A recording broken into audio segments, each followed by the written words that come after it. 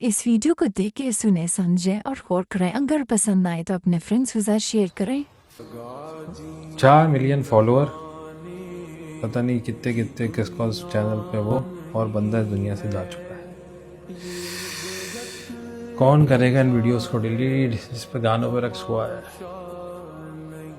लड़का है, वाले खबर आई है एक शहर में रहता था, बहुत ट्रेंडिंग में था, यंग लगा था, काफ़ी नाम बताने की ज़रूरत नहीं है। खैर बिला वजह आप लोग उसके चैनल में पहुंच जाएंगे वीडियो देखने। अभी चंद दिन पहले बात हो रही थी, मुझसे कह रहा था यार ये गाने वाले वीडियो डालते हो बनाते हो, उसको डिलीट कर दो, ज़िंदगी मौत का नहीं पता।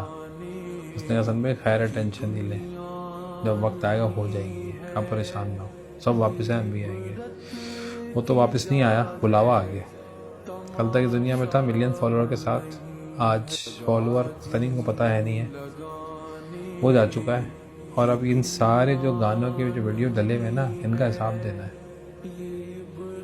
कोई डिलीट नहीं कर पाएगा।